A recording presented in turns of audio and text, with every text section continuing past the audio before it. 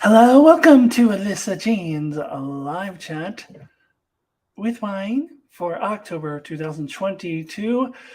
I'll start off with a big hello to Maddie Jester in the chat. Thank you for joining me here. So I'm back to being Alyssa Jean, the Cab Sav Queen. That's the classic. That's how it all started. Um, so I'm part of this wine club where I get I order 12 bottles of wine every few months, but I put it on hold for the summer because I don't usually drink wine in the summer, and I just started up again. So I got to build up some money in that account, and then I'll get some more wine. So, anyways, I just went to the store and got this local.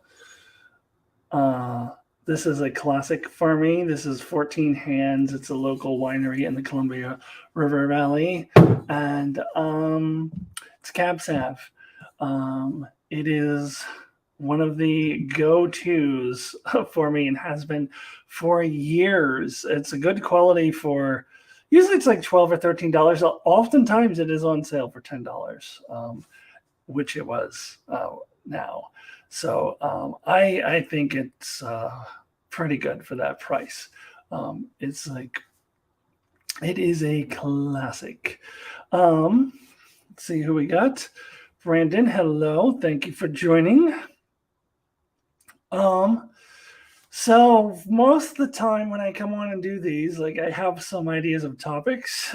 This time I got nothing. I don't know what to talk about.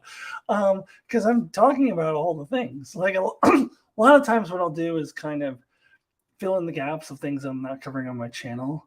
Um, but I'm kind of covering everything. Like I've got um, Lord of the Rings, I did a video on. She Hulk, I did a video on. I guess I'm not covering Andor yet. I was originally thinking of doing a mid-season Andor review, but it happened. The mid-season of Andor happened at the same time as She Hulk and Lord of the Rings seasons ending, and I just didn't have time to do all those videos. So, um, yeah. So I didn't do that. So I guess I could talk about that, but you guys don't really care about Star Wars, the two people who are in the chat, anyways. So, um, what else? I think last month I talked about Quantum Leap, and I'd watched the first episode, and I was like, "Oh, I'll probably watch it again." I actually haven't. I don't know if I'll bother with it. I don't know. It didn't suck, but it just like I'm not particularly motivated to go and like click on it and watch more of it. I don't know. I saw that Jesse Gender did a video on a trans character in that show, and I didn't actually watch the video because I saw the first episode and I couldn't tell if the character was trans. Like they were very unclear in how what this person's gender was and how they were presenting themselves. So I didn't. I don't know.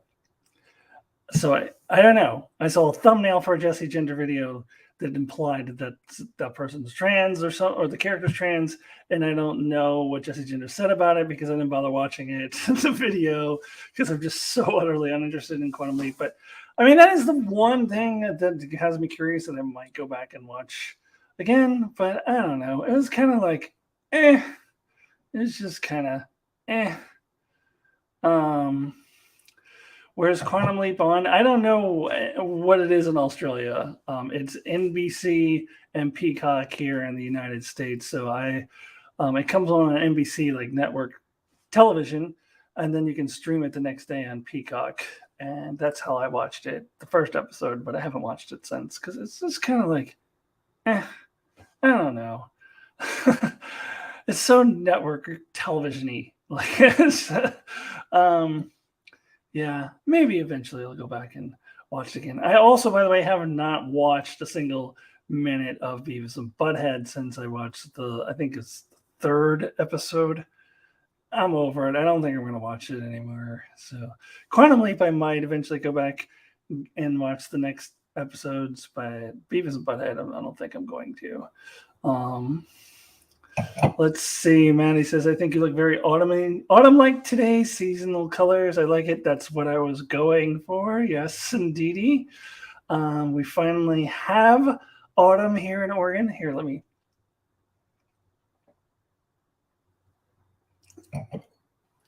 Autumn in Oregon, the leaves don't change as dramatically, or you don't see as dramatic of colors around you as you do on the East Coast because Oregon has so many evergreens.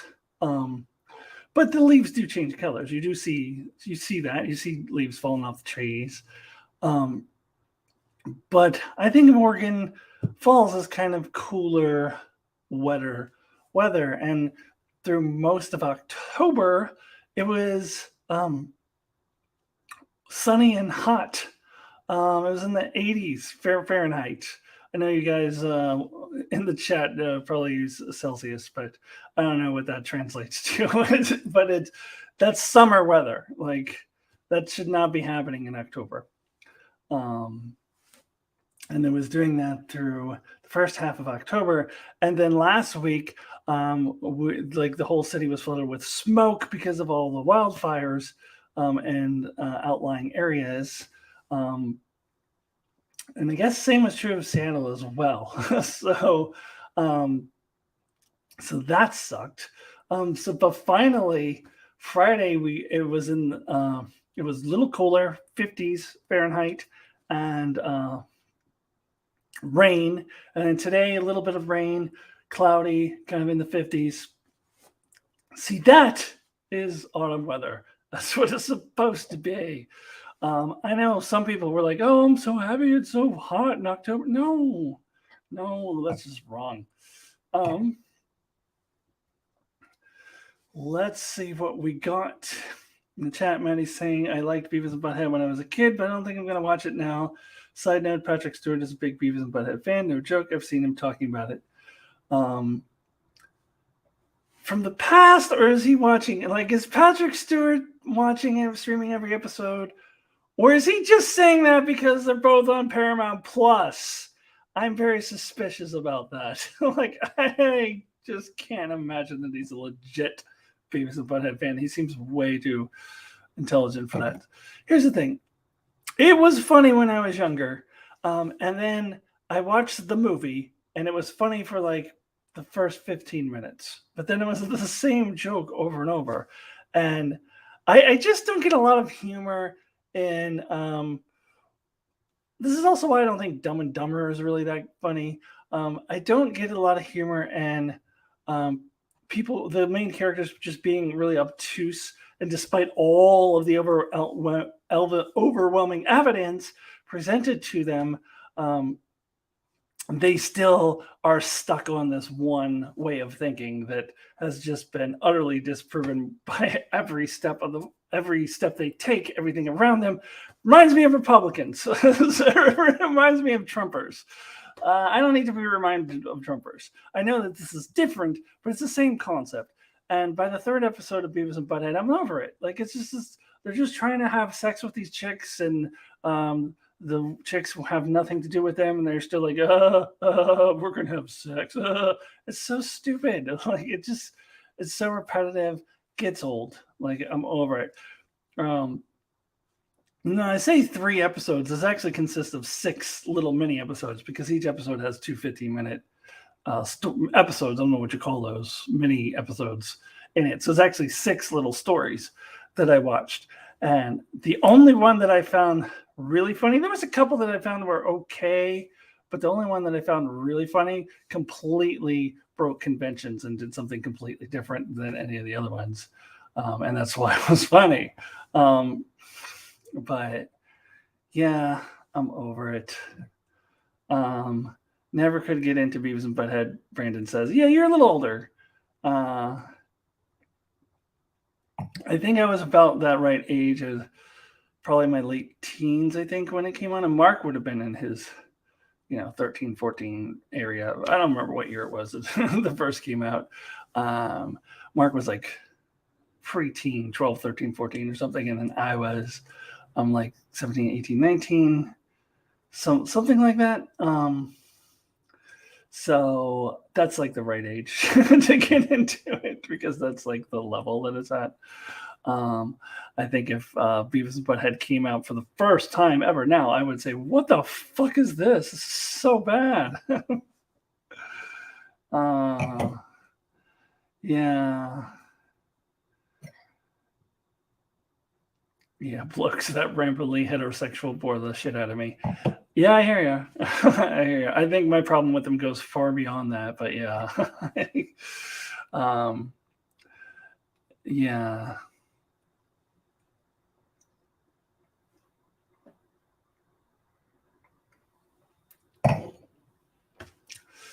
So we all drinking. Manny, I know sometimes you have just come out from going or come back from going out somewhere. Oftentimes you're coming back from the pub because it's later at night for you. So wondering what you're up to. Um, Yeah, and that's what I'm saying, Brandon. You said, "What the fuck is this?" back in the day because you're older. That's why. That was my point. Like if I was 10 years older back in the day, I probably also would have said, "What the fuck is this?" You're 10 years older than me. We had this discussion last time, I think, and I think that has a lot to do with it. Although I'm sure there were people your age who were into it. I'm not saying that's universal across everyone, but I think the older you are when you see Beavis and Butthead for the first time, the more likely you are to say, "What the fuck is this crap?" Doesn't mean that some people in their 20s and 30s, even 40s back in the day, thought it was funny. I do think, though, that it was mostly made for us teenagers and preteens. Brandon, you're not drinking nothing yet. You just woke up. Well, make yourself some tea or coffee or whatever you drink. No, I'm kidding. I don't really care. It doesn't matter. You don't have to apologize. Jeez. Maddie, yeah, one day I'll turn up on the live stream, not sloshed, but not today. That's good because I get sloshed during the course of these live streams. I'm glad I have at least one other person who is also sloshed. Was say I'm on the Australia. Damn, a nice Spanish beer. Australia. Oh, okay. Yeah, I'm not familiar. No, do we have Spanish beers in the States? We probably do. Um, not widely available. Not something I'm familiar with.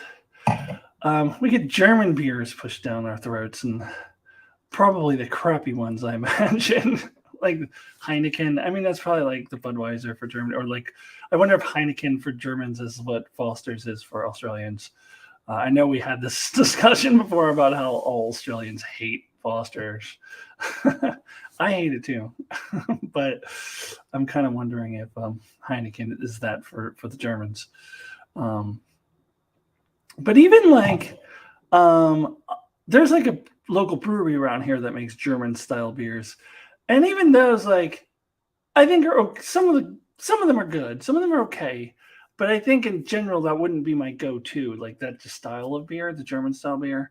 But when it's made correctly, like I think that they're not bad. I bet you I would enjoy an actual German beer in Germany, or at least some of them, depending on where I went. With Spanish beers, can't say I'm familiar with at all. Let's see. Australian Americans have a different sense of humor. Yeah, that could be true as well. That could also factor into your not liking Beavis and Butthead. That could also be very true. Oh hi, Mark from Enchantment of Eternity. My brother is here. You don't usually make it to these 4 o'clock or 7 o'clock for you, I guess. Streams. Good to have you here. I like German beer. It can be a bit sweet. When I was in Berlin, there were some great ones like Berliner Kindle. Yeah, see, I don't know that one. Yeah, I think it's a little sweet too. I also, it's not my favorite, but there are some that I can do, but not like the Heinekens, not like the mainstream ones.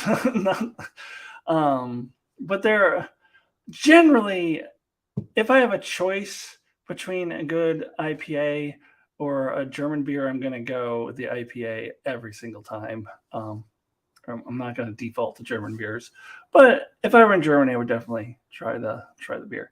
Watch out for Moosehead, mate. It creeps up on you. Moosehead, isn't that a Canadian beer? Isn't that like the Canadian Budweiser? Isn't it? because, or maybe I'm just thinking of that because I always think of Canada associated with moose. I don't know. Mark said game day was canceled because you're all sick. Oh, are you? I hope you're feeling all right, Mark. Mark, you need to reach out to me after this stream. We don't need to discuss it here, but we need to plan our Lower Decks season 3 discussion, because we do one after every Star Trek show.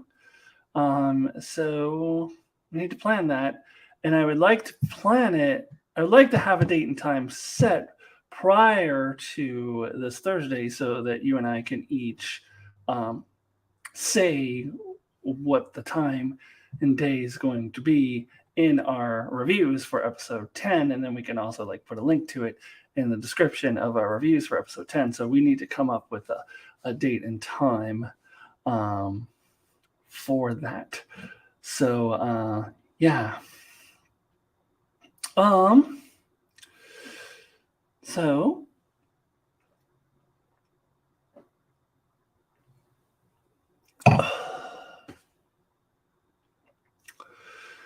what else?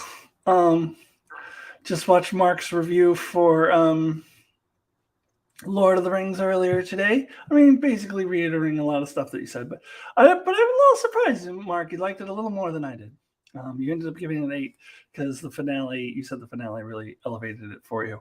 I like the finale too. I did. I still. It was still a 7 for me, and I'm glad you came around to calling Gandalf as what he is, which is Gandalf. And now Brandon was going to go on a rant in 3, 2, 1 about how Gandalf should not be there. But I think Mark and I are on the same page with that. Who cares? And maybe Gandalf just doesn't make himself public, and like it doesn't get written down, like so. So it's not recorded that Gandalf is around. Oh, we'll see what they do with it. I don't know. And if that's not what they do, I don't really care. Let's see, Maddie. I didn't think Mariner threw the Cerritos under the bus to beat to the journalists. Everyone was too quick to judge her on that one. Well, as I said in my review, it was super duper obvious that of course she didn't throw the Cerritos under the bus. It was the most obvious thing in the world. And my thing that I ranted about in my review was that they tried to make you think that she was going to say all these bad things because she kept saying, "Oh, I'm going to tell them the truth, dun dun dun," and then after she goes, "Oh, I'm going to tell them the truth, dun dun dun," she goes, "Oh, this is so wonderful and nice. I love the ship and blah blah blah." Bullshit. No, that kind of thing pisses me off. So that really bothered me. Oh, spoilers for the latest episode of Lower Decks, by the way. But whatever. People who are in here in the chat have seen the episode. So, and the rest of you, I guess you were just spoiled. But out of context, you probably don't even know what we're talking about anyway, so it doesn't matter. Oh, you, Mark, you thought she did throw them under the bus. No, I thought there was well, I mean, they did lead you to believe that by her going, "Oh, I'm telling the truth." So I don't blame you for thinking that, but it's just such a trope. It's such a common plot storyline that she didn't really do it. It would, I just don't see where that would go if she did really do it. It would just be, just such a common trope. So I don't know. And the fact that she's like, "What? I didn't do anything." I believed her. I think to me it was super obvious, but since they did give you that phony misdirect that she's, "Oh, I'm telling the truth," I don't blame you for thinking that. But to me it was obvious. But I don't know.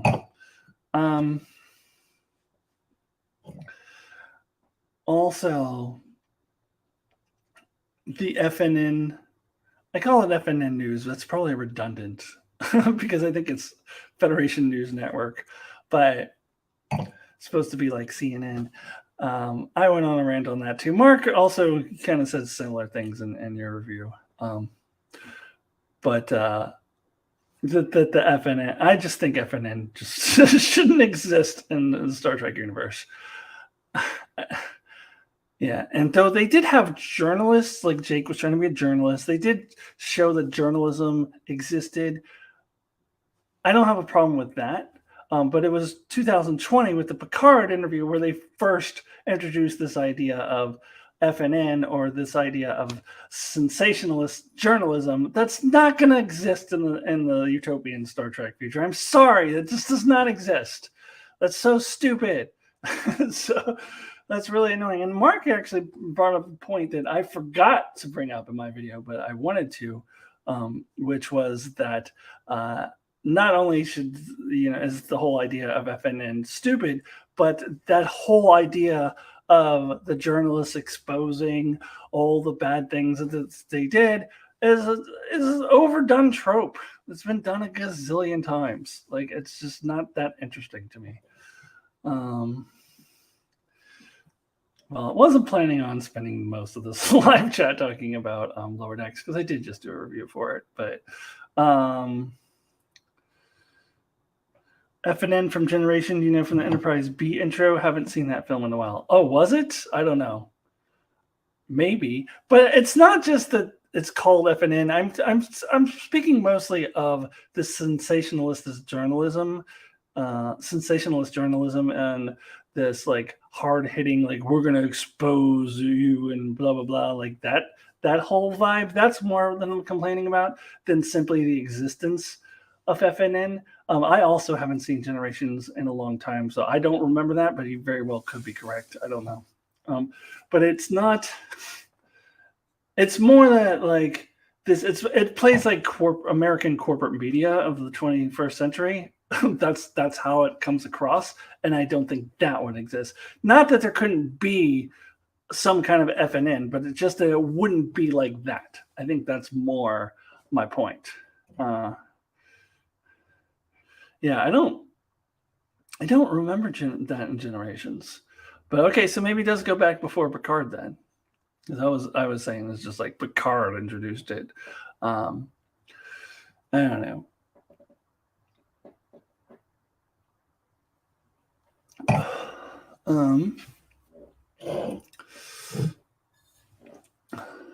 What else? I have the Lower Decks theme song in my head. It's one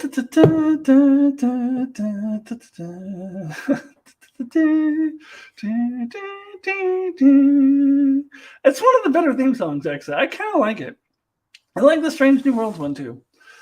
The Discovery one I've come to accept. Like, it's fine, but it's just too notey. Like, how people say something is wordy? Like, it's too notey. Like, it's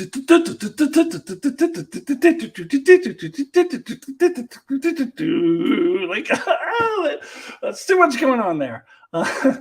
But I've just kind of gotten used to it, and it's like, it is what it is. I've been thinking one day I'll do a rankings of the theme songs, but then I won't be able to play the theme songs, which I think Mark did one time. I think Discovery would be toward the bottom, and we all know what the last place would be. It's been a long road getting from there to here to get to what last place is. But I think Discovery would probably be toward the bottom. And I also would have Voyager ranked lower than I believe Mark did. I think, Mark, you had Voyager a little high. Although, Mark, you might have been ranking the whole intro, not just the music, if I recall correctly. I would just rank the music. And to me, Voyager was... Like, most people always complain the Deep Space Nine one was boring. I love the Deep Space Nine one. I thought it was perfect for the station. Like, it's like very majestic. Or I just think the Voyager one is just sort of plain and just like there's nothing special about it. didn't think I would start going off on tangents about the theme songs. Yeah, the visuals of Discovery intros are Maddie's talking about the visuals of Discovery intros. They're interesting. It's a little different than what we're used to in Star Trek. I don't hate it. The thing is okay. Brenda says, "Don't." Oh, you knew I couldn't resist. You knew I couldn't resist. Oh, you haven't ranked the theme songs. Yeah, okay. I was thinking of the one where you rank the whole intro, the theme song, and the visuals and everything. Yeah.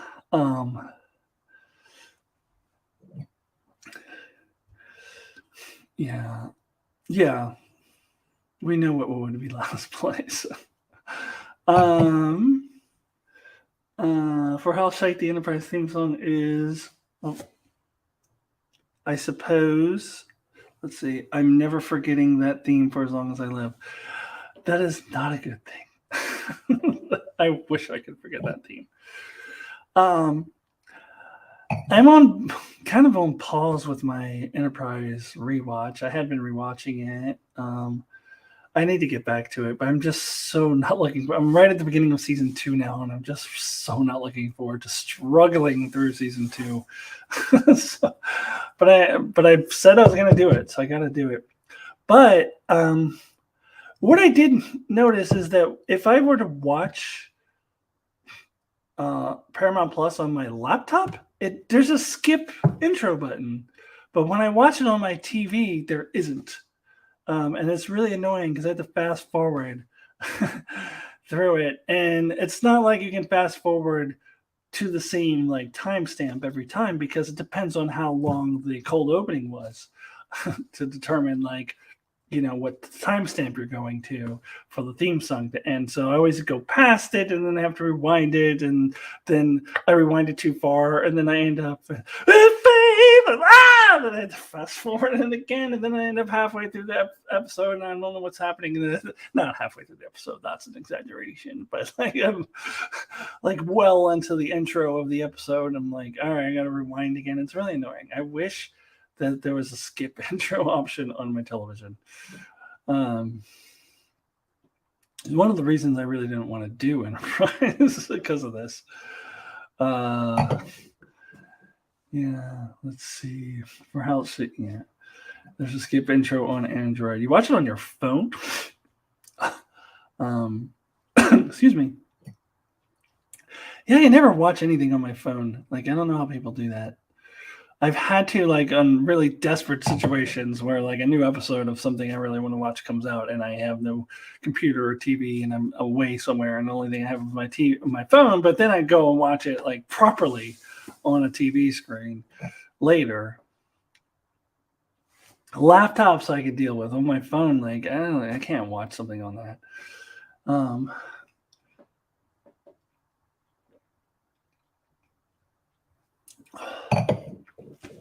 YouTube videos I can, but that's different. On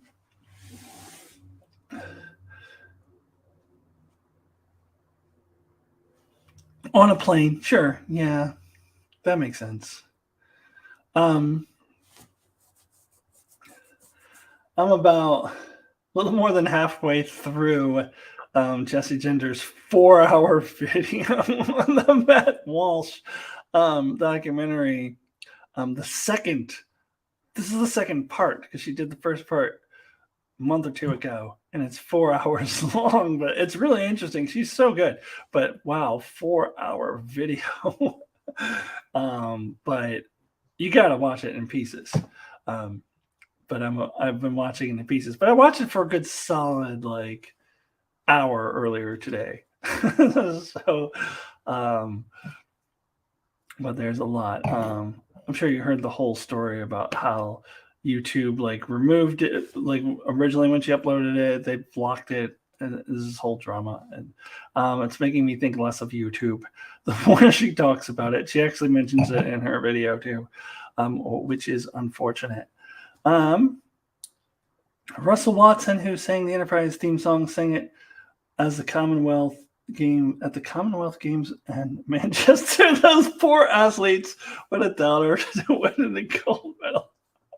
You mean they won a gold medal and they got faith in the heart? Oh no. Oh no. Yeah, Mark said to watch the first 2 hours but fell asleep for the rest of it. Yeah, you can't sit there for 4 hours and watch one YouTube video. You got to watch it in pieces. But she's really good. It's really interesting. And I agree, of course, with everything that she's saying. But she's just so articulate. That's why I don't bother making videos like that, because I'll never be as articulate as she is. And I'm too lazy to do all the research that she does too, if I'm being perfectly honest. So really good, highly recommended. But yeah, watch it in pieces because it's 4 hours. I think I'm up to like the 2.5 hour point.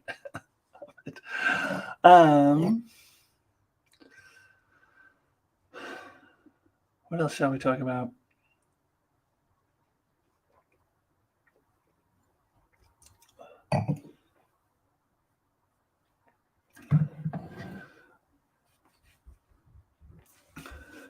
Oh, Mark's in sharing here. Maybe we can get your opinion on this. Whenever I come back to the stream, Enterprise is singing, the damn Enterprise theme song. I only sang it once, and it was because of Maddie. Maddie made the comment about the dude who sings Enterprise theme songs, singing it at the whatever games that was where people were getting medals. I forget. Commonwealth Games. It's Maddie's fault. I was just singing it, and that's the only time I've sang it. I've recited the lyrics. That's not the same as singing it. And that's really funny. Anyways, what was it? Oh yeah, so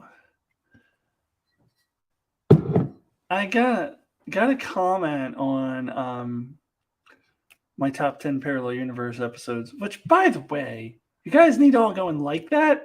It's got 1 like and 1 dislike, and thankfully, like on YouTube, they don't display the dislikes anymore, but I can go and see it. And I know it screws up my algorithm or whatever, it screws me up. So just go and like it, even if you don't actually like it. Just go and like it, if you don't mind. Let's see. Mark says, it was hard for me to take Jessie Ginger seriously as she ranked the Star Trek theme songs at Enterprise as number 1. I hope you're referring to take her seriously as her Star Trek opinions, not with her transgender commentary, because you should take that very seriously. But I'm assuming that's what you mean. But yeah. But you know what? I still take her seriously because I agree with her on some things. Same thing with, I find with Sean Ferrick on Trek culture. There are some things I agree with him on, but there are a lot of things that he says I'm like, whoa, dude, like you are way far away from me. But there's enough common ground that I still enjoy watching him. Whereas the dude that you guys love, the Penske Files dude, like he's just way too far away from my opinion for me to like want to watch. But as they can have some opinions, like Jessie Ginger and Sean Ferrick have some opinions that are like they're both big fans of the Borg Queen, for example. So like they're just exact opposite of me, but there's enough common ground. In fact, Sean Ferrick was ripping on the episode 7, and he was being nicer to it than I was, but all these people in the comments were like, oh, Sean, you're being so mean. They were like, this is a great episode. I love this episode. Oh, why are you being so negative? And I'm like, and I commented on that video and said, actually, Sean's being like way nicer to it than I was. Worst episode of the series.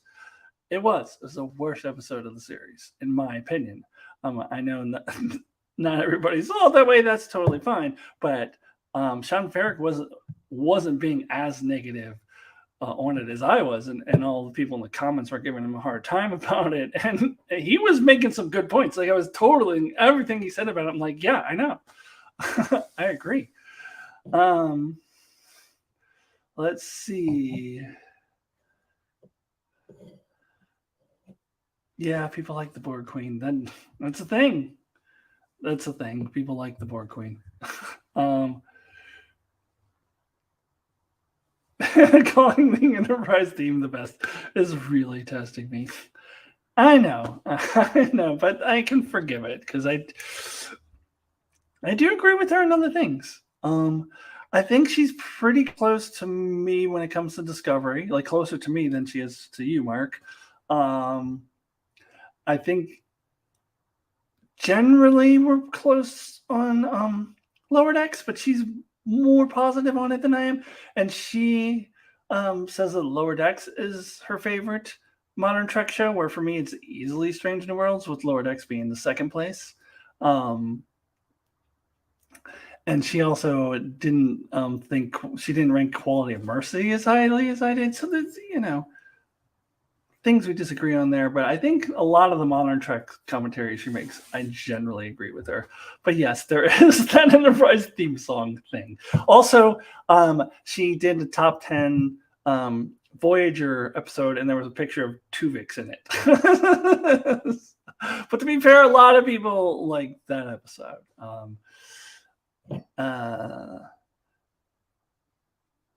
Overrated episodes of Star Trek coming out in November. Stay tuned.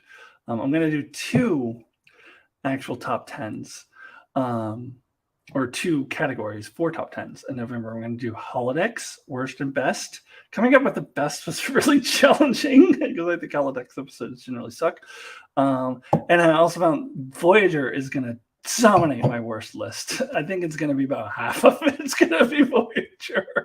And that's with leaving a lot of them out that could have been in. Voyager just really overdid it on the holodeck episodes, and they weren't good. So I got holodecks, and then second half of the month, I'm going to do overrated and underrated episodes. And unlike Mark, I am not going to have Wage Douche on my overrated list because it's a generally really good episode. Now, I wouldn't rank it number 1 of all modern Trek the way that Jesse Gender did, but it would be in my top 20. If I did a top 20 of modern Trek, I think Wage Douche would have a place in there, but probably more toward 20. No, it wouldn't be my number 1 like it was for Jesse Gender, but it is a good episode. That's okay, Mark. You can be wrong about some things. I'm kidding. Let's see. I was going to talk about something a while ago. I started talking about a comment that I got, and then I got side railed, and I want to get back to that. But let's see. In the comments, Maddie Jester, I like Rowan Coleman's Star Trek videos, but he covered Enterprise, and he said he likes both Terra Nova and Breaking the Ice. Thought those episodes were asked. We can't always agree, I guess. I don't know who that is. Also, I don't know those episodes because I'm only at the beginning of season 2. Were either of those in season 1? I just don't know Enterprise titles very well. There's a few of them that I'll know. Like you say, Dear Doctor, and I know what you're talking about, but some of those other ones, I don't. Terra Nova was that one that I've seen in season 1. But yeah, I don't know. I don't go hard on the Borg Queen because I've met Alice Krige and she was a sweetheart. As a concept though, the Borg Queen wasn't a good idea. I'm sure the actress was totally a sweetheart. It's nothing personal against the actress. I mean, there's 3?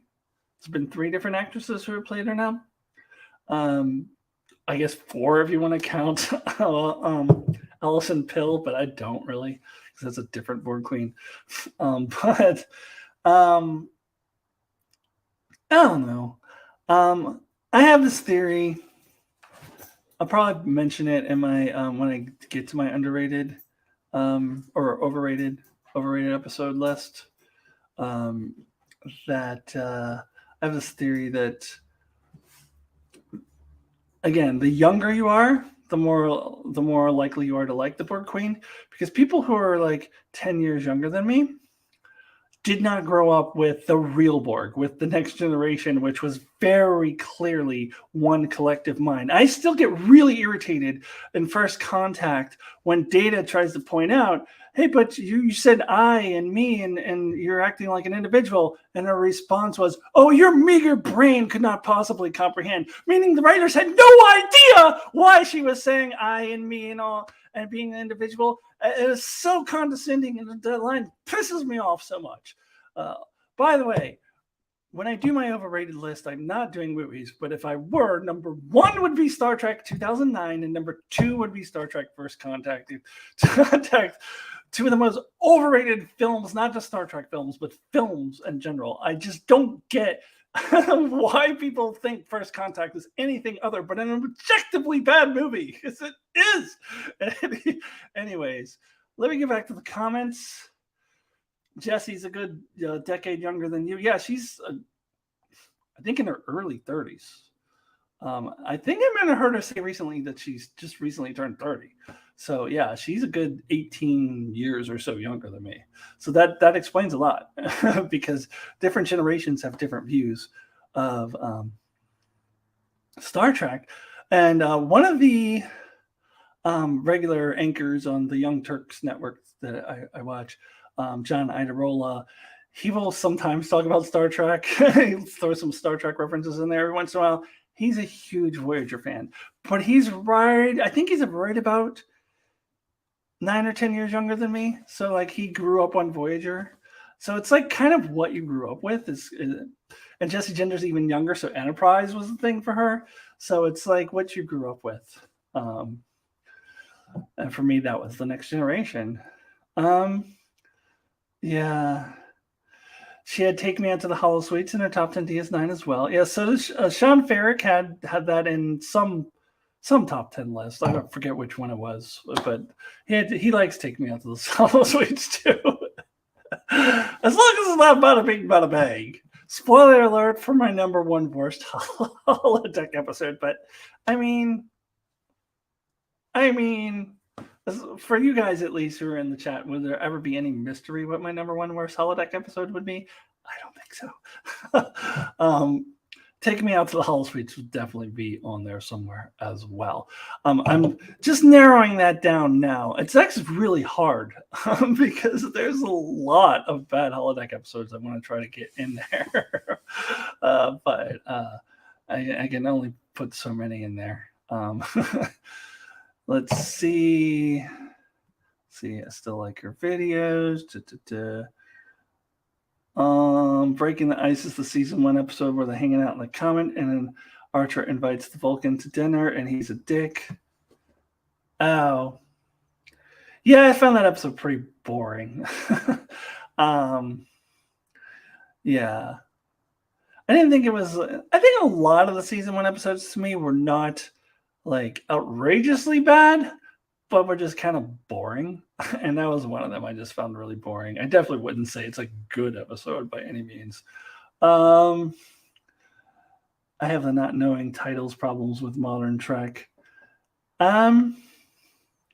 Discovery I'm iffy on. I feel like I know my favorite episodes of all the modern Trek ones though. And I definitely know that all the episodes of Strange New Worlds season 1. Let's see. Mark says, I've heard a lot of people like Breaking the Ice. That was one of Wes's favorite episodes. That's in my top 5 worst. Yeah, I don't think it'll make my top 5 worse. I just thought it was boring. Wait, what was the one? Was it Shuttlepod 1? The one with Trip and Malcolm are stuck on the shuttlepod together and they think they're going to die. That one I hated. Was that what it was called? Was it called Shuttlepod 1? That one I actively hated. See, someone left a comment on the best Parallel Universe episodes. Tell us. Oh, yeah, right. I was going to talk about that. I've gotten way sidetracked, and I'm still stuck in the comments. Still haven't gotten through all the comments yet. I'll get to that. I'll get to it. Okay. The teaser trailer for Star Trek 09 was Boss. Just people in the shipyard assembling the Enterprise with JFK quotes and stuff, and audio of the film itself was not for me. I don't remember yeah, that was a long time ago, 2009. Yeah, it was years ago. I don't remember. Now that you bring that up, I vaguely remember that, but I don't know.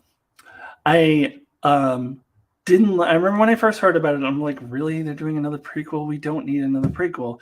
And then when the reveal was that it's not really a prequel because it's a alternate timeline, I was like, what the fuck bullshit is this?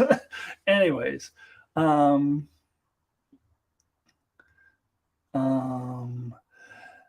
let's see. Discovery titles are hard to remember. Yes, Shuttlepod 1. Yes, that's the one. Yes. Yeah, I didn't like that one. Yeah, that Breaking the Ice one I just found incredibly boring. There's a lot of them I just find really like snoozers in season 1. They just weren't really creative in season 1. And just I'm having a hard time getting through. Like, I'm gonna have to just suck it up and go through season 2. I think the most recent one I watched was Carbon Creek, which is what, episode 2. So I'm just like at the beginning of season 2, which I haven't quite decided what my overrated list is going to be, but Carbon Creek is a contender. It would probably be more like number 8, 9, or 10, like toward the end of the list. Because it's a decent episode, but like I looked at it on IMDb, it's like number 5 for Enterprise, and it's above all of these really great season 3 episodes. I'm like, I don't think so. It's fine, but like it's not that great. Discovery has a lot of pretentious episode titles, that is true. See, Brandon likes Carbon Creek. Yeah, I don't dislike it. I don't think it's a terrible episode. I just don't think it's like number 5 of all of Enterprise. Like, I just don't. Like, I think it's fine. Let's see. Season 1's big problem was it boring and it had a vacuum of creativity. Yeah, I was totally against the whole idea of a prequel, and they show why. Like, they shouldn't have done a prequel.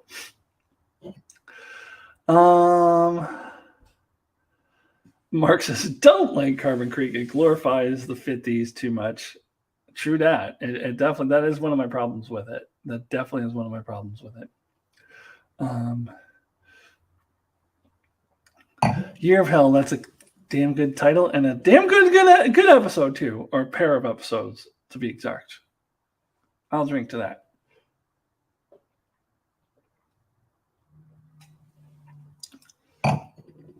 You really like it. That's cool. This is one of the rare things you're ever more positive than I am, Brandon. Season 4, though, is a prequel done right. Yeah, true.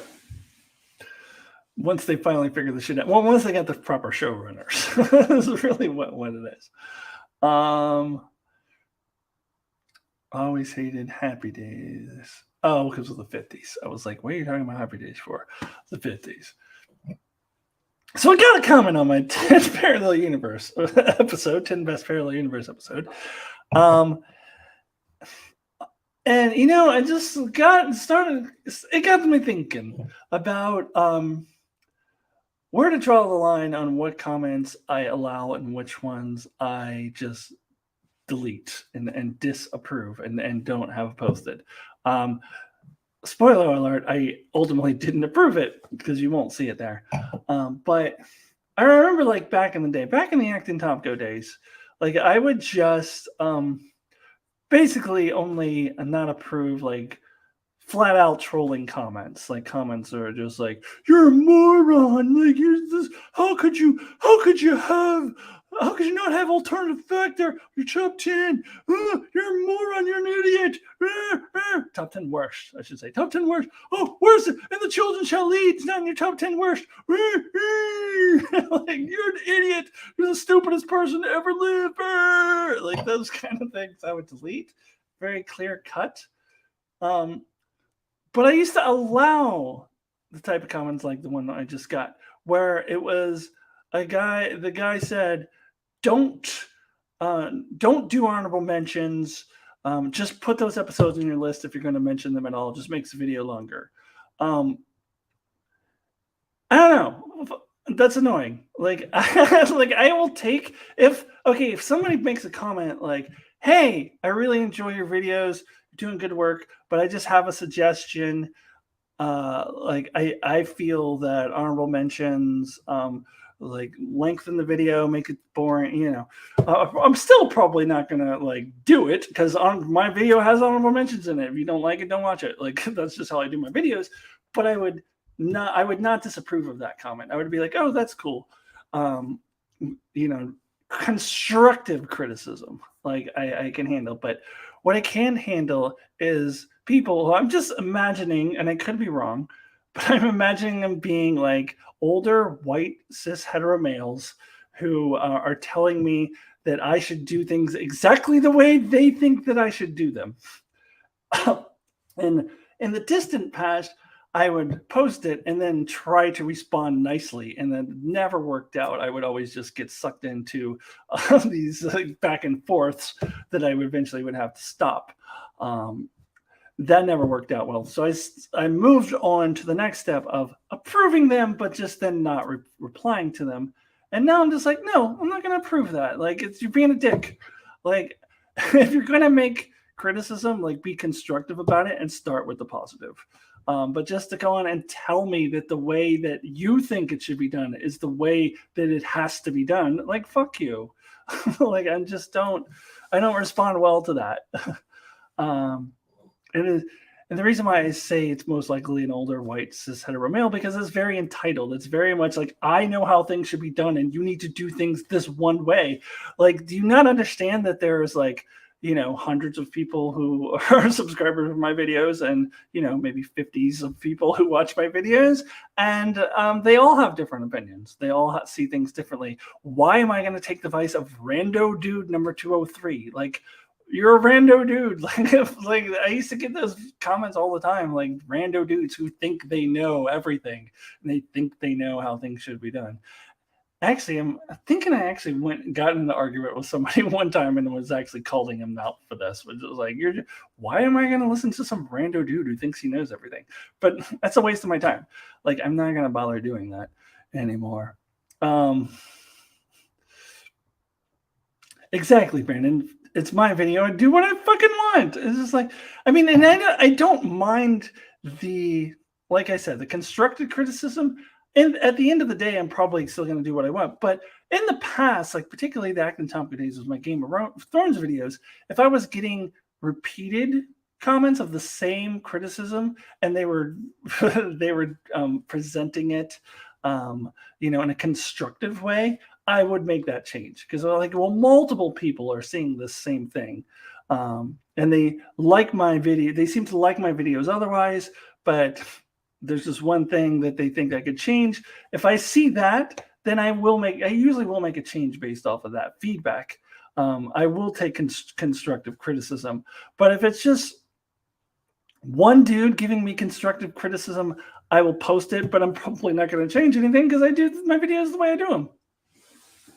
But if it's one dude being entitled and telling me that I need to do things the way he thinks they need to be done, like, fuck you. Like, don't watch my video then. I don't care. It doesn't bother me. Mark probably has had this happen before too, but back in the Acton Tomko days, I love the comments where people are like, "You just lost a subscriber," and I'm like, "Good, don't let the door hit you on the way out. I don't give a fuck." Not necessarily for that reason that I was describing, but just for any reason. Like, and I know that Mark has gotten that before too. Like, ooh, oh no, I lost some entitled asshole as a subscriber. Ooh, I'm so hurt. I haven't gotten that in recent times. This was the old days when I had like 6,000 subscribers and a big Game of Thrones following for the Acton Tomko channel. But that used to just crack me up. Yeah, Brandon, the older I get, the more pissed off I get. I'd make a shitty YouTuber. Mark says, yeah, anyone who posts the condescending post trying to tell me how I should do my channel gets their post deleted, period. Yeah, that's what I came to too. But I was just thinking, like, back in the day, I would post them. And no, I'm not anymore. I've grown. I'm not doing that anymore. I appreciate constructive criticism. Like I got one today from a regular who pointed out some audio issues, and I will keep an eye on that. Yeah, and especially when it comes from regulars like that I trust more, like I will be more open to it. But even if it doesn't, if it's like if I'm hearing the same thing presented to me constructively multiple times, then I will be like, okay, I should do something about that. My father never knew how to give constructive criticism. Yeah, Mark. Mark and I can say the same thing. All right, so Mark said, yeah, I actually said that to someone before. Don't let the door hit you in your ass on the way out. Oh, yeah, I think I remember that, Mark. I think I do remember that you did say that to somebody. I may have too, honestly. I may have actually said that to someone as well. I definitely thought it. Do you miss having 6,000 subscribers? I get the feel you'd rather keep things small. Well, as Mark pointed out to me later, I could have kept my 6,000 subscribers if I had simply changed the name of Acton Tomko's reviews to Alyssa Jean's reviews and just kept the same channel. But I deleted the whole thing. Well, if I had done that, also I could have deleted all the videos, but still kept the same channel. But instead, I just deleted the entire channel and started fresh. And the main reason I did that is because it was attached to the wrong email, and there's no way you can change it to a different email. I tried 100 different things, and I tried like writing the help people, and they're like, oh no, you can't do that. Like, what? So it was forever attached to the email address that I don't ever use anymore. So I didn't want, like, I wanted it attached to my current email address. So that was the main reason I did it. But also, like, I kind of do with the fresh start of who I am. I just want to start in a fresh start. I think I'm more likely to get trolls from people who had originally subscribed to Acton Tomko, who are transphobes. And I did get one of those when I did a video on Acton Tomko's channel, one of the few that I did after I transitioned, where it was just kind of my announcement that, hey, a month from now, I'm taking all this down. So if there's anything you'd like to watch, do it now, because I'm taking it down. And I got a troll who was a transphobe, and it was a subscriber of Acton Tomko. And then he ended up coming into a live discussion that Mark and I were doing, and Mark was the host of that. Mark deleted him. Mark blocked him. Yeah, I figured there's going to be those. I mean, I figured those 6,000 subscribers didn't subscribe to Alyssa Jean. They subscribed to Acton Tomko. So to me, that was kind of cheating. So, I mean, the main reason was the email address, but then there was that too. Like, that was like, yeah, that feels like cheating. Like, I want to just start over from scratch. I would love to get to 1,000 so I can be monetized, but beyond that, I don't really care. I'm going to have a hard time doing that pretty soon because you guys can get the exclusive if you're watching this video. I have a little bit of an announcement. In January, I'm going to take a little bit of a break.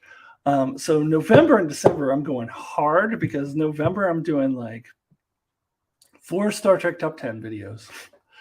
December, I'm doing my most overrated show of 2022, underrated show of 2022, worst show of 2022, top 10 shows of 2022. But also, I'm going to do my review, my look back at the 3 shows that I wasn't excited for 2022 and 5 shows that I was excited for. The video that I did in January, I'm going to review that and see how that turned out. So there's a lot of videos in December. I'm going to be jam-packed with stuff. So in January, I ain't doing shit. Like, I'm just going to... I will do one of these, most likely, one of these live chats with wine. I will do a trans video, and I will do the shows I'm most excited for and not excited for 2023. That's all I got planned for January. 3 things. February, I don't plan to do much, but I will be reviewing Picard. And I just got to. I don't know. Hopefully, it won't be as awful as season 2 was. Hopefully, it'll at least be mediocre, like season 1.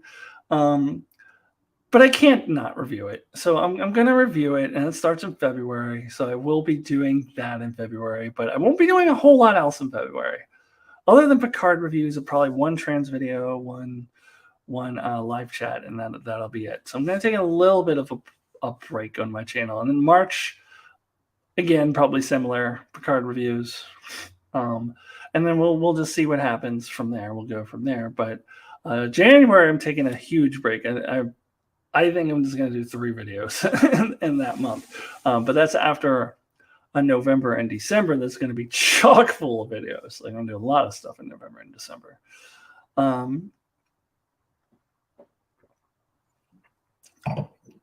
What else?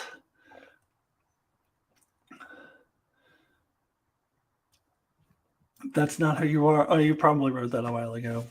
So I'm taking this comment out of context. That's not who you are anymore. Not to me anyway. No, it's not who I am anymore. That's kind of why, I wanted to have a different channel, just start all over again, because those 6,000 subscribers subscribed to Jack and Tomko. They didn't subscribe to Lysogene. Let's see. Mark says they just released a show on Amazon called Peripheral, which is based on a William Gibson novel, apparently from the creators of Westworld. I might check that out while I'm sick. Well, let me know how it is, Mark. Is it a weekly show? Because I just canceled my Prime now that Lord of the Rings is over. Because I feel icky about giving money to Bezos. I do order things from Amazon every once in a while when I can't get it elsewhere or I need it really quickly. But I try not to give my money to Bezos. So I hate having Amazon Prime, but sometimes you got to watch it. Sometimes you got to have it. And I originally thought that Wheel of Time Season 2 was going to be in November, but apparently it's not coming till 2023. So it's like, well, there's nothing I need to watch on Prime now, so fuck it. So it's gone. But let me know how the William Gibson thing is. Yeah, I don't know. If it's good, maybe I'll check it out next time I get Prime again. I would, though, recommend League of Their Own. I really like the League of Their Own. It's going to be in my top 10, almost definitely. Because if you haven't seen A League of Their Own, it is nothing like the movie with Tom Hanks and Gina Davis. This one much more like explores queer culture in the 1940s, and it explores like how many of the women in the baseball league were queer. And that's a really dives deep into that. And then also there's an African-American character who is kind of like an aside story. Like, she doesn't make the team because she's Black, but then she has her own story, and there's a lot of queer stuff that's happening in there. So they explore Black queer culture in the 1940s. It's really interesting. It also has a lighthearted comedic side to it as well. It's not like the same kind of like 1990s humor as the original film. But yeah, it's good. It takes like 3, maybe 4 episodes to really dive into the queer culture stuff. So the first like 3 episodes are really more about the baseball. And it's just like, if you don't like baseball, then, it's not, you got to kind of get through that. But, we'll always focus on baseball. I mean, it's about a women's baseball team. but the latter half of the season really dives more into the queer culture in the 1940s, which I found really fascinating. I really love the show. Really well acted, good characters, good acting. Really good show. That's on Prime. That's why I'm talking about it. So I watched that while I had Prime this most recent time with Lord of the Rings coming on. Oh, hi, Liz. Welcome. Liz says, Mark, my husband mentioned that show today as a possible next watch for us. Oh, the, what was it called again? Peripheral. Let me know how it is. Maddie says, it's a pain in the arse. Lower Decks and Picard on Amazon. Everything else Trek on Paramount Plus. one place would be nice. Oh yeah, because you're in the UK. Isn't eventually it's all going to be on Paramount Plus over there? Isn't that the plan? Or no? It's always going to be on Amazon over there. Well, that's dumb. Brandon, I hear you, man. My friend said they wish that show focused on baseball more. No. I mean, I guess if you want to watch a show about baseball, and I mean, no, I like that it didn't focus on baseball. I mean, it focused on baseball, but it didn't that wasn't like what it was about. Whereas the movie was basically about baseball. And of course, you think of the movie and you always think of there's no crying in baseball, which they did repurpose in an episode. They brought that line back, but in a completely different context. And it wasn't spoken by the coach. See, the male coach is played by the dude from what was that show I never watched? It was kind of like Parks and Recs. I know that he's from Parks and Recs because I always see these memes with that dude from Parks and Recs. He had a mustache in Parks and Recs, but he doesn't have a mustache in the show. And he plays the male coach, but mild spoiler, he's gone after the third or fourth episode. It doesn't focus on the male characters at all. Focus on the female characters. It focuses on the queerness of it all. So that's what I love. It doesn't have a Tom Hanks star male star in it, taking away from the women, which should have been the focus of the story to begin with, because it is about a women's baseball league. So I love that. The male characters are secondary, which is how it should be in a show like this.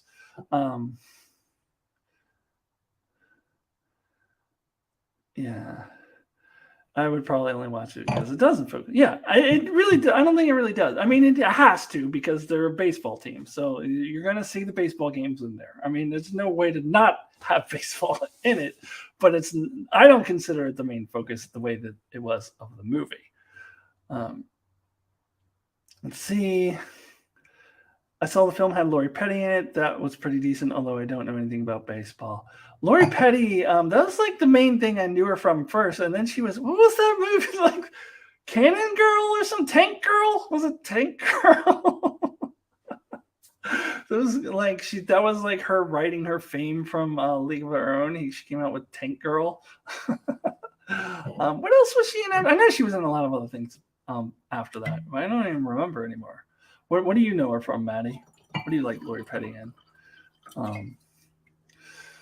Tank Girl, yes, Liz. Yeah, Tank Girl. Yeah. I don't know if I ever saw that movie.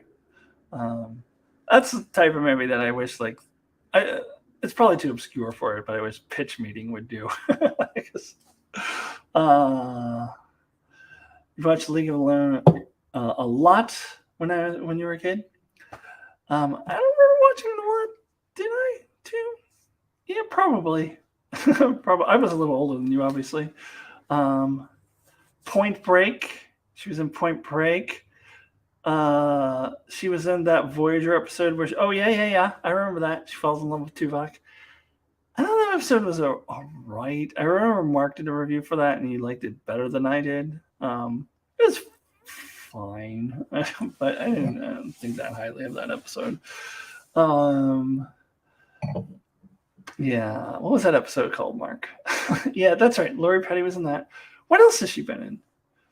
I know there's something else. Has she been in anything recently? Is she still around? Is she still doing things?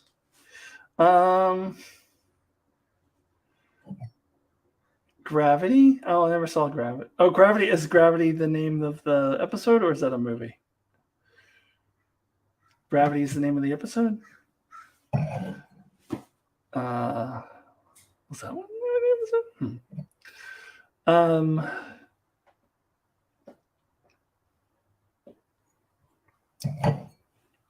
Oh, wow, look at that. An hour has gone by. I had nothing to talk about coming in here. And here we are, rambling for an hour and 9 minutes and 36 seconds. She had a recurring role in Orange Is the New Black, which I never watched. But that is more recent.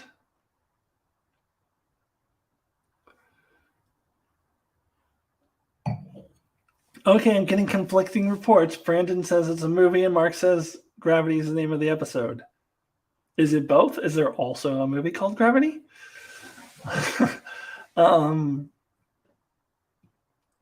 Let's see.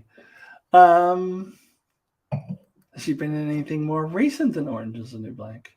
I definitely haven't seen her in anything recently. I mainly know her from League of Their Own, and then she was in Tank Girl. But I don't think of her first when I think of League of Their Own. I think of Gina Davis and Tom Hanks first and foremost, which I think is what the intention was. Those were the two stars that they were really pushing when the movie came out. That was during Tom Hanks' heyday. Like, Tom Hanks was like in fucking everything during that time period. He was a big star. Bam! Boom! Probably only Mark knows what that's a reference to. I was a really big star. Bam! Boom! Boom! No. I'm quoting it wrong. I was like, I was the biggest star in the world.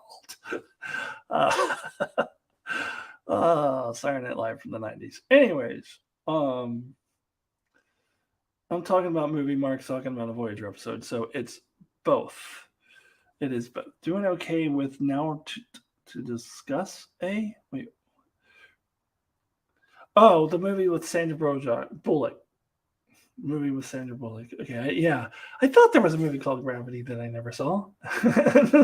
I do remember being aware of that movie, but I definitely never saw it. Station 11 this year. Oh, I don't know what that is, but I was just curious if she was still doing things, and I guess she is.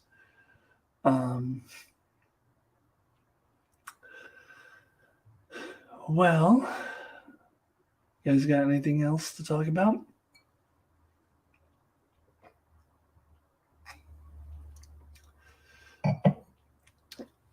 That movie was so overrated. You're talking about Gravity?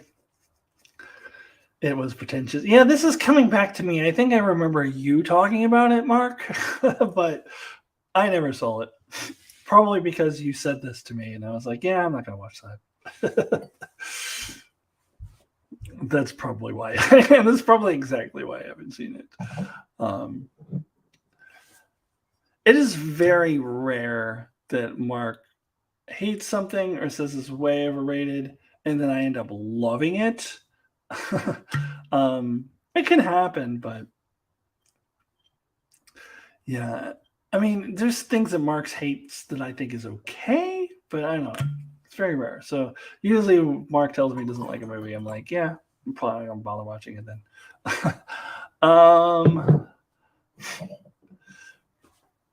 Worry not. I've never seen the Gravity movie either. Yeah, I'm not worried about it, especially since Marcus reminded me that he said it was overrated and pretentious. So, and I shall go on not ever having seen it, as far as I'm concerned.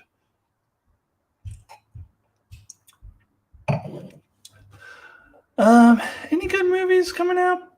I mean, besides, I'm gonna do the obligatory Marvel watch. Black Panther's coming out soon, but I haven't going out to the theater a whole lot. What's coming out that you guys are excited about? Yeah, I mean, I've never been as big of a movie person as Mark is, but I don't know. It'd be fun to go to the theater again, other than just to see Black Panther: Wakanda Forever. Yeah, I don't know. Mark and I went to see Nope when I was visiting back east in July. We both felt it was vastly overrated, and at the beginning of Nope, it had like before the movie, I should say, all the previews they had were like terrible movies. It's like there's Mark. I looked over at Mark at one point, like, God, all these movies look horrible, and he's like, yes, like, they all look terrible. A lot of them were like horror movies, and it's like so bad. And then there's that one movie that already is on Peacock apparently, because The one time I watched Quantum Leap on Peacock, like I saw an advertisement for it. It's on Peacock. There's some movie like The Beast or something about some lions attacking a family visiting Africa or something. When I saw that like trailer, it was like, is this serious? Like, is this a parody? Oh no, they're being serious here. Like The Beast, all lions are attacking your family. Like, it looks so bad. But now it's on Peacock all of a sudden, like it's a couple months later. Oh, Mark. Oh, I guess you missed the beginning of this live stream, Mark. I talked about Quantum Leap at the very beginning, and no, I never went back and watched it after the first episode. I just kind of can't be arsed to go watch. I thought I wanted to keep watching it, but I was like, I don't know. I just never have the motivation to go and watch it again. Eventually, I may go watch another episode of it, but eh. I mean, you can check it out of curiosity, but it was fine. But after I watched the first one, I'm like not super motivated to watch anymore because it's just so network television-y. And I already talked about this at the beginning of the live stream, but you missed that, Mark. So I don't want to be too repetitive. So I'll move on. I'm fascinating that you use your brother as a sounding board. Well, he's here. Why would I not use him as a sounding board? Oh yeah, The Beast. That looked terrible. Was that what it was called? The Beast. No, I saw that trailer and I was like, is this a parody? Are they being serious? But they are being serious. I told you and Darren about the movie to get excited for Violent Night. Oh, right. Violent Night. So is that the David Harbour and the Santa Claus action movie? I'm actually really kind of curious about that. Like, how seriously are they taking themselves in that movie? So if you guys don't know, Mark was telling me and Darren about a movie called Violent Night. That's David Harbour from Stranger Things playing Santa Claus, and apparently he goes around and it's like he's the action star. He has one-liners like, oh God, what were some of the one-liners you told us about, Mark? I don't remember. You're big naughty. I don't remember. But it kind of sounds hilarious, but I think it's supposed to be serious. I don't know. I don't know. I mean, if it has David Harbour in it, like it's not, you can't call it a B movie, but it sounds like a B movie. So I don't know. I'm kind of curious about it. I don't think I'm going to go to a movie theater and watch that, though. I mean, I don't know. Santa Claus Die Hard. Well, I don't use Mark as a sounding board if he's not here. Like, how can I use him as a sounding board if he's not here? Let's see. You're on. Oh, Mark said, yeah, you're on my naughty list. It kind of sounds funny. I don't know. I don't know what I would think of that movie. I'll let Mark answer your question, Brandon. My answer is it a serious horror or a parody? Yes. That's my answer. I don't know. Santa Claus and Futurama. Futurama, speaking of overrated shows, that is a show I kept going back to again and again and just wanting it to be funnier than it actually is. Like, I just kept wanting it to be funny. And it just isn't. I just eventually had to accept Futurama is just not very funny. I mean, there are things here and there that are funny. I'm not saying like there's nothing that they ever did that was funny. I mean, of course, there are jokes that they threw out here now and again. I probably have quoted some myself. There's some humor to be found in it. But overall, as a show, I think it's vastly overrated and really not all that funny. I just kept trying and trying and trying, wishing and hoping that it would be funny. You know what? Like what I wanted Futurama to be, I think, is what Lower Decks is, except for Futurama would have been more general sci-fi. on Lower Decks is specifically Star Trek. I wanted it to be that, and it just never was. It never was that. And I didn't like the characters. The characters were just not likable. So yeah, I just could never get into that show. I tried and tried and tried. Just could never get into it. Let's see. Why did you say good news, everyone, in all caps? What's that about?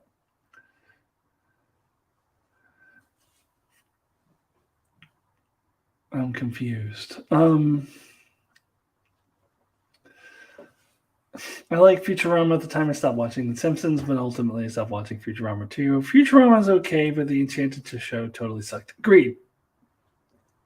I tried watching I think I watched like the first 3 episodes of Enchanted, and it sucked. Like I stopped. It was terrible. For those of you who don't know, Enchanted was Matt Groening being the creator of The Simpsons and Futurama. It was his like fantasy show that was on Netflix. I remember it was on 2020 because I remember I tried watching it during the lockdowns in 2020, and I watched 3 episodes and I was like, yeah, this sucks. Oh, you know what? That reminds me. I still haven't watched Lock and Key season 3. I don't think any of you guys ever watched Lock and Key. Season 1 came out during it's Netflix. It came out during the lockdowns and was one of my lockdown binges. And season 2 was last year. And then it's one of those like guilty pleasure type shows. It's kind of one of those, I would say, kind of riding onto the Stranger Things coattails because it focuses on teenagers and kids, and it has, elements of fantasy and sci-fi in it. And it's okay. In some ways, I actually think it's better than Stranger Things, but it is kind of a, upper mediocre quality production value. It's kind of a guilty pleasure show for me. It's a show. It's like, so these kids like go live in this old house that their dad used to live in. Now their dad is dead. And there's all these keys that they can find around the house that do all these different magical things. And it's it would be more interesting if not for the mustache twirly villain, but it's fine. It's okay. And season 3 came out a couple months ago. I never watched it, so eventually I probably will, just out of curiosity, because I don't hate the show. I think it's okay. Probably like a 6 or 7 rating ish for the first 2 seasons. Maybe a 6.5. Let's see. What else we got? Star Trek. Wait, I lost my place. Star Trek episode of Futurama was great. Oh, I don't think I ever saw that. Farnsworth always says good news, everyone. Oh, okay. Yeah, it's way over my head. I don't remember that. Oh, okay. Okay. I get you. But do the keys fly? Are you referencing something? I don't know. I'm getting Picard season 2's flashback. There was a key there too. Oh no, it's way better than Picard season 2. Way better. But what isn't way better than Picard season 2? So, I told you I'm doing my overrated, underrated, worst, and then top 10 videos. Last year, I feel like, people aren't going to know what these are. This year, I mean, you all know what my worst is going to be. I'm still going to do the video, but I feel like I've already talked too much about that show, and I don't want to really talk about it anymore. But I do want to follow the same pattern and do the same videos I did last year, and I want to do this, make it an annual thing. But we all know what the worst show of the year was, at least what I watched personally. There may be worse shows out there, but I sure as hell didn't watch them. And as soon as it was done, it was like, well, this will obviously be my worst show of 2022. And if it's not, I will be very upset that I would have to sit through a show that's even worse than that. That would be so terrible. But thankfully, I have not at this point, and I don't anticipate that I will. I don't anticipate that I'm going to see anything that's worse than Star Trek Picard season 2. We're rapidly approaching November. There's like a little more than 2 months left in 2022. There's not a whole lot of shows left that I'm even going to watch. The only one that I can even think of that hasn't started yet is Bad Batch, Star Wars: The Bad Batch season 2, and there's no way that'll be as bad as Star Trek Picard. It could be mediocre, or it could be worse than season 1. It could be one of the worst Star Trek or Star Wars animated shows, but there's 0% chance that it'll be worse than Star Trek Picard season 2. Well, there's also Prodigy. Prodigy will finish up that ridiculous season 1, which I think should be called season 2. And you guys know how I feel about Prodigy, but I still automatically have it ranked higher than Picard season 2. Let's talk about Prodigy for a second, because the big announcement at the New York Comic-Con was that Jellicoe is going to be in it. Admiral Jellicoe. And I think they're probably going to play him as a straight up villain. That's my anticipation, that he will, especially in this cartoonish kids show that Prodigy is. He's going to be like, which I think he should be. And Mark and I are on the same page about Jellicoe, that he was a terrible, terrible captain. Awful. And there's a lot of people out there who think he was a good captain. Like, that's the way you have to be captain. You have to be no nonsense. But if you don't respect your crew, if you don't motivate your crew, have your crew on your side, you're not a good captain. So he's a terrible captain. And Mark and I are on the same page of that. Let's see. Oh, Flying Keys was from Harry Potter, of course. All right. We're approaching the hour and a half mark here. Not bad for a video in which I didn't think I had anything to talk about.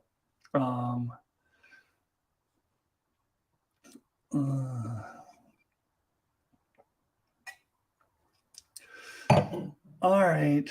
Any last minute thoughts from any of you guys? Otherwise, I think I'm going to get out of here. Brendan says, I'm having visions of Jellicoe except in Rascals. I know what you mean by Rascals. Rascals is the episode where they all turn to kids. Like it's Picard and Guinan and Keiko turn into kids, and Ensign Ro. But I don't understand what you mean. I'm having visions of Jellicoe except in Rascals.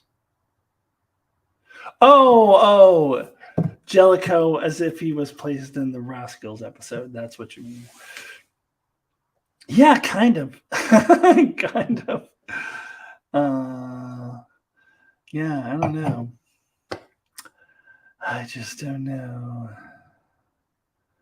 All right, everybody. I think wait, let me see what Mark has to say before I wrap this up.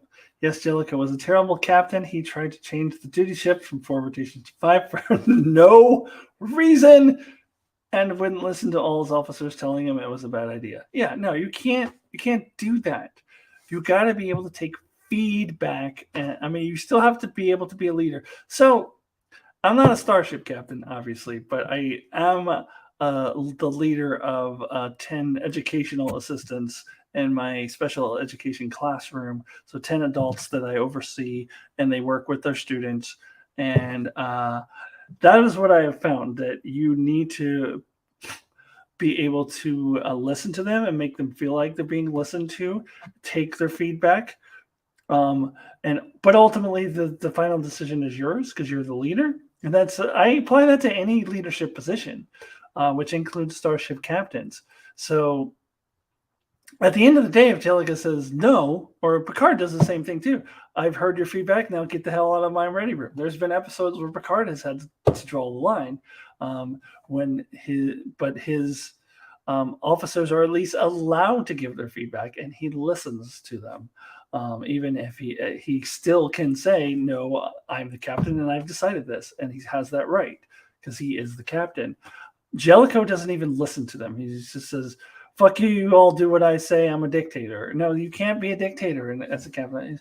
It doesn't surprise me that he got promoted to admiral though, because I don't have a lot of faith in Starfleet, honestly. But yeah, Jellicoe, terrible captain, confirmed. Okay. All right, everybody. I think I'm going to get out of here. Oh, yeah, the episode, The Chase, where Picard yells Troy out of his ready room was one of the best scenes. Oh, yeah, I remember that. That was pretty good. I like that. Fucking Troy. I keep thinking of Kirk saying, I'll remember that when this ship becomes a democracy. I don't remember that line. What episode was that from? All right, everybody. Sorry, I've always been in the pub. No, Manny, don't be sorry for being in the pub all afternoon, because that means someone else besides me is getting sloshed, and I really appreciate that. So please continue to get sloshed at the pub all afternoon before you come see me. I really appreciate that a lot. All right. Okay, everybody. Thanks so much for joining me. Mark, good to have you here. Brandon, good to have you here as always. Maddie, Liz did a little pop in as well. So fun to just drink some wine and chat with you guys. I'll do this again next month. I'll let you know when it's going to happen. All right, everybody. We'll do the Mark thing. We'll do a little dance as I go off.